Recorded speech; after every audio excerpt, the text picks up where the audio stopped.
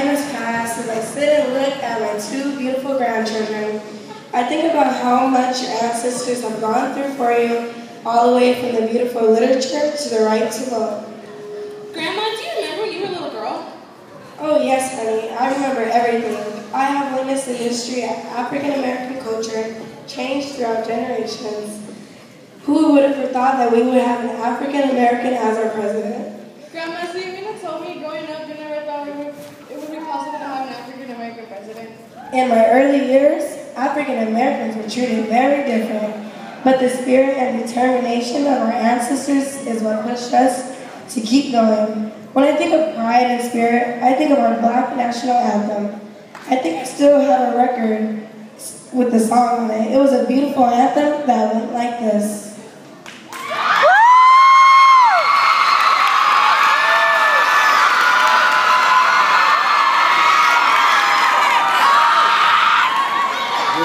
Every voice and sing till earth and heaven ring at the harmony of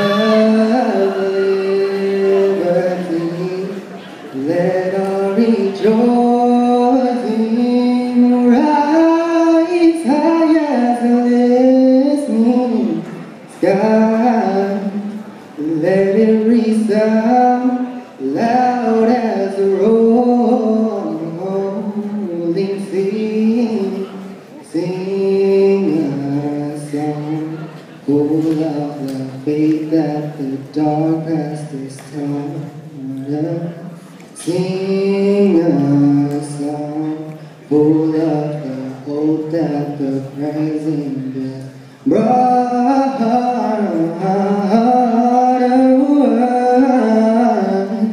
Facing the rising sun.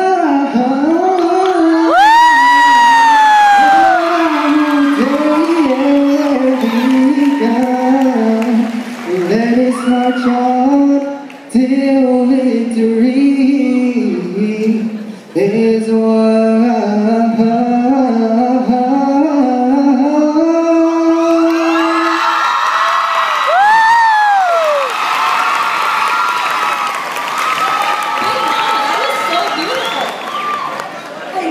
In history, many African Americans who were forced into slavery used gospel hymns to deal with the many heartache and pain that was cast upon them.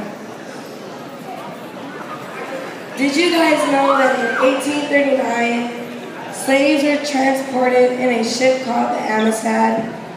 They ended up overtaking their masters, and they eventually won their freedom in a Supreme Court case. My grandchildren, could you imagine being taken from your home and forced into slavery? I guess the beauty of your culture always stays within you. I can hear the sounds of the drums drumming, the pounding of the feet on the dirt, and the captivity movements of the body, and the beautiful tones and beats. My grandchildren, picture this.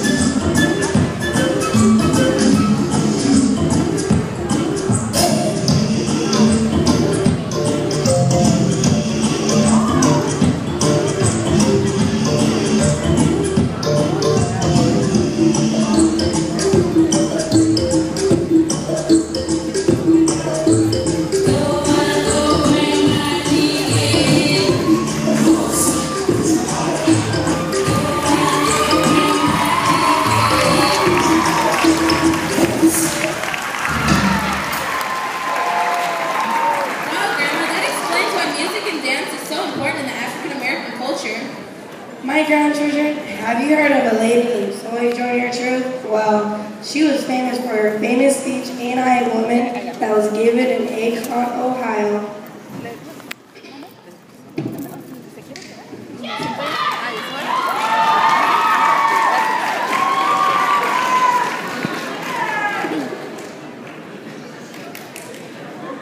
Well, children, where there is so much racket, there must be something out of kilter. I think that twixt the Negroes of the South and the women of the North, all talking about rights, the white men will be in a fix pretty soon. But what's all this here we're talking about? That man over there says that women need to be helped into carriages and lifted over ditches, and to have the best place everywhere. Nobody ever helps me into carriages or over mud puddles or gives me any best place. And ain't I a woman? Look at me. Look at my arm. I have plowed and planted and gathered into barns, and no man can head me. And ain't I a woman? I could work as much and eat as much as a man when I could get it, and bear the lash as well. And ain't I a woman? I have borne 13 children and seen most all sold off to slavery, and when I cried out with my mother's grief, none but Jesus heard me. And ain't I a woman?